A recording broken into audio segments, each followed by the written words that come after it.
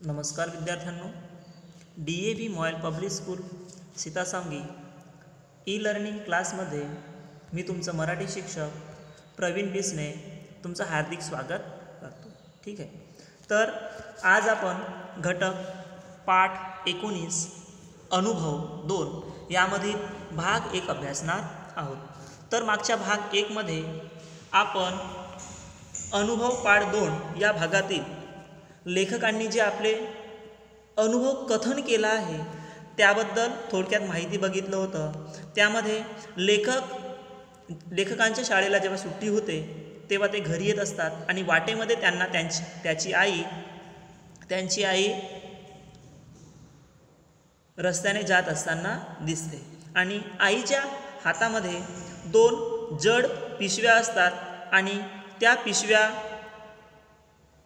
स्वतः धरण्यासाठी आणि आईला मदत करण्यासाठी लेखक आईला गाडतात म्हणजेच आईकडे धावत जातात आणि आईच्या हातातील जड पिशवी स्वतः घेतात आणि त्यामध्ये आईला ते विचारतात की आई, या पिशवीमध्ये एवढं काय आहे गं, हे खूप जड वाटत आहे. तेव्हा आई म्हणते की यामध्ये काय आहे, महिन्याभराचं किराणा सामान आहे. तर इथपर्यंत आपण माहिती बघितलं होतं. तर पुढे आपण बघू, लक्ष द्या. बघा, एक पिशवी हातात धरल्यावर मला समजले त्या ओझ्याने आईचे हात लालेलाल झाले होते. एवढ्या सामानाला किती रुपये लागले ग? एवढ्या सामानाला किती रुपये लागले ग? मी विचारले. किती लागले असावेत? आईने उलट प्रश्न केला.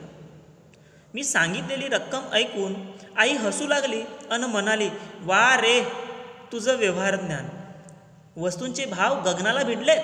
आहेस कुठे तू? जरा बाजारात फिरत जा, दुकानात जात जा. मलाही ते पटले. बोलत बोलत आम्ही घरी पोहोचलो. तिने पिशवी खाली ठेवली आणि हुश्य केले.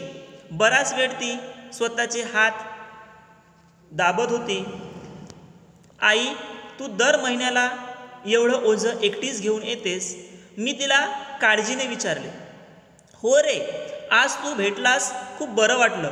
माझं काम हलकं झालं. आई मनापासून बोलत होती. ती खूप दमली होती.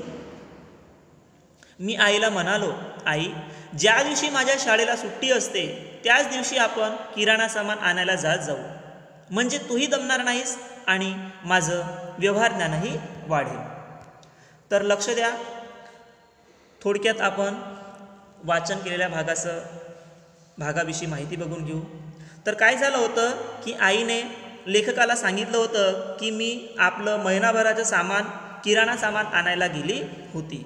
तर बघा, लेखकांनी आईच्या हातातील एक पिशवी आपल्या हातात घेतली आणि बघा काय एक पिशवी हातात धरल्यावर मला समजले, मला म्हणजे कोणाला, लेखकाला समजले की त्या ओझ्याने आईचे हात लालेलाल झाले होते. आता लालेलाल झाले होते म्हणजे जेव्हा आपण एखादं जड ओझं जेव्हा उचलतो आणि चालत जातो तेव्हा त्या जड ओझ्याने आपले जे हात असतात ते लाल होऊन जातात, दुखायला लागतात. म्हणून लेखक काय म्हणतो की आईचे हात लालेलाल झाले होते. त्यानंतर बघा, एवढ्या सामानाला किती रुपये लागले ग आई? तेव्हा लेखक आईला विचारतात की एवढ्या सामानाला किती रुपये लागले ग आई? जे सामान तू घेऊन आणलं आहे त्या किराणा सामानाला एकूण किती रुपये लागले असे लेखक विचारतात. तेव्हा किती लागले असावेत? बघा, लेखकांनी आईला विचारलं, पण किती लागले असावेत असं आईने उलट लेखकाला प्रश्न केला. मी सांगितलेली रक्कम ऐकून आई हसू लागली. लेखकाने एखादी रक्कम सांगितली, कमी रक्कम सांगितली की एवढ्या रुपयापर्यंत पैशापर्यंत सामान झाला असे. तेव्हा आई हसू लागली आणि बघा काय म्हणते, वारे तुझं व्यवहार ज्ञान.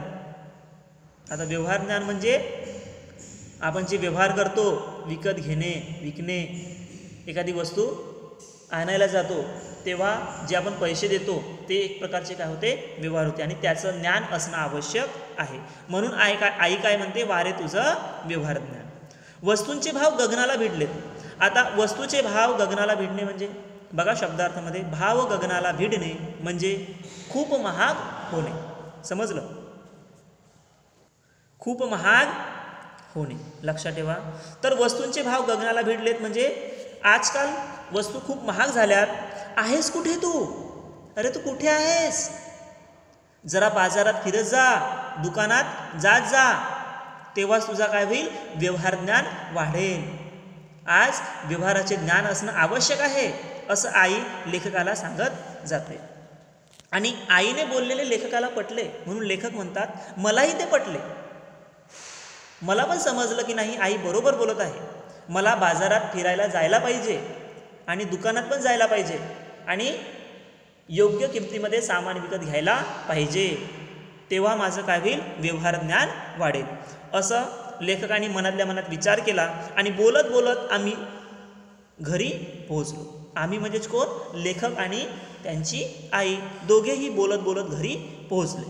त्यानंतर बघा तिने पिशवी खाली ठेवली, आईने पिशवी खाली ठेवली आणि हुश्य केले.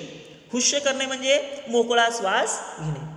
एकदाच घरी आलो बा असं समजले आणि त्यांनी काय केलं? हुश्य केलं म्हणजे मोकळा श्वास घेणे, उसासा घेणे, उच्छ्वास घेणे असंही आपण म्हणू शकतो. लक्षात ठेवायचं. ठीक आहे. तर आईने हुश्य केले म्हणजे मोकळा श्वास घेतलं. बराच वेळ ती स्वतःचे हात दाबत होती. आता का बरं दाबत असेल? कारण तिचे हात खूप दुखले होते, तिचे हात लाल झाले होते. कारण दोन जड पिशव्या घेऊन ती येत होती आणि घरी पोहोचली होती आणि त्यामुळे तिचे हात लाल झाले होते आणि स्वतःचे हात दुखत असल्यामुळे ती दाबत होती. आई तू दर महिन्याला एवढं ओझं एकटीच घेऊन येतेस? मी तिला काळजीने विचारले. काळजीने म्हणजे काळजी घेणे म्हणजे माहिती आहे ना? हां, लक्षात ठेवायचं. केअर करणे, काळजी घेणे, नाही का? तर आता मुलाला नाही म्हटलं तरी आईची काळजी असतेच आणि असायलाच पाहिजे, नाही का? म्हणून लेखक काळजीने आईला विचारतात की आई तू दर महिन्याला एवढं ओझं एकटीच घेऊन येतेस? तेव्हा बघा आई काय म्हणते? हो रे, आज तू भेटलास, खूप बरं वाटलं. आईला बरं का बरं वाटलं? कारण आई दोन जड पिशव्या घेऊन एकटीच येत होती, पण लेखक रस्त्यात भेटले आणि लेखकाने एक पिशवी स्वतः घेतली आणि त्यामुळे आईला थोडंसं बरं वाटलं. आईचं जे ओझं होतं ते ओझं हलकं झालं. माझं काम हलकं झालं असं आई म्हणते. तुम्हाला प्रश्न येऊ शकतो की लेखकांचे काम हलके आईचे काम हलके कसे झाले? समजलं? तर आईचे काम हलके कसे झाले? तर लेखकाने आईच्या हातातील एक जड पिशवी स्वतः घेतली, त्यामुळे आईचे काम हलके झाले. आई मनापासून बोलत होती. ती खूप दमली होती. मनापासून म्हणजे एकदम मनापासून बोलत होती. वर बोलत होती का ती? नाही. ठीक आहे, लक्षात ठेवायचं. ती खूप दमली होती. तर शब्दार्थ बघितला आपण. भाव गगनाला भिडणे म्हणजे खूप महाग होणे, वस्तू खूप महाग होणे. हुश्य करणे म्हणजे मोकळा श्वास घेणे, मोकळा श्वास घेणे. लक्षात ठेवायचं. त्यानंतर बघा मी आईला म्हणालो. बघा लेखक शेवटी आईला काय म्हणतात? आई ज्या दिवशी माझ्या शाळेला सुट्टी असते. आता कोणत्या दिवशी सुट्टी राहू शकते सांगा बरं? हां, तर रविवारी शाळेला काय असते? सुट्टी असते. तर ज्या दिवशी शाळेला सुट्टी असते त्याच दिवशी आपण किराणा सामान आणायला जाऊ. लेखकाने विचार केलं की आई एकटीच किराणा सामान आणायला नेहमी दर महिन्याला जात असते, त्यामुळे तिला एकटीलाच खूप त्रास होतो.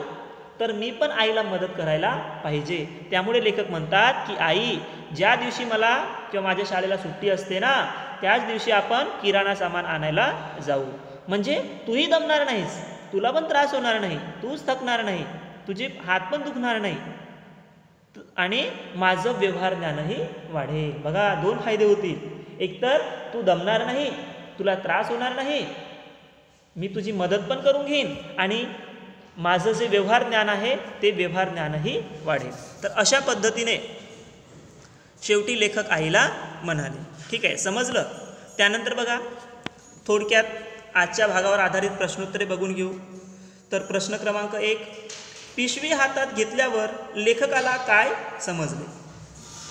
बघा प्रश्न काय म्हणतो? पिशवी हातात घेतल्यावर लेखकाला काय समजले? उत्तर बघा, पिशवी हातात घेतल्यावर लेखकाला ओझ्याने आईचे हात लालेलाल झाल्याचे समजले. ठीक आहे. त्यानंतर बघा प्रश्न क्रमांक 2. आई लेखकाला कोठे फिरत जायला सांगत आहे? उत्तर, आई लेखकाला बाजारात आणि दुकानात फिरत जायला सांगत आहे. तर कशासाठी बाजारात आणि दुकानात फिरायला जायला सांगत आहे? तर लेखकाचं व्यवहार ज्ञान वाढण्यासाठी. ठीक आहे. प्रश्न क्रमांक 3 पहा. आईचे काम हलके कसे झाले? आईचे काम हलके कसे झाले? तर आई एकटीच सामान आणत असताना रस्त्यात लेखक भेटले आणि त्यांनी आईच्या हातातील पिशवी घेतली. त्यामुळे आईचे काम हलके झाले. आईचे ओझे हलके झाले आणि त्यामुळे आईचे काम पण हलके झाले. त्यानंतर बघा आजचं गृहपाठ प्रश्न. आपल्या आईविषयी 5-6 ओळी माहिती लिहा. आपण पाठामध्ये आई आणि त्यांचा म्हणजेच लेखक आणि त्यांनी त्यांच्या आयुष्यातील जो अनुभव आहे कशा पद्धतीने कथन केलं आहे त्या संदर्भात थोडी माहिती बघितली. तर तुम्हाला तुमच्या आईविषयी 5-6 ओळी काय करायचं आहे? माहिती लिहायचं आहे. ठीक आहे. तर आजसाठी एवढंच. धन्यवाद.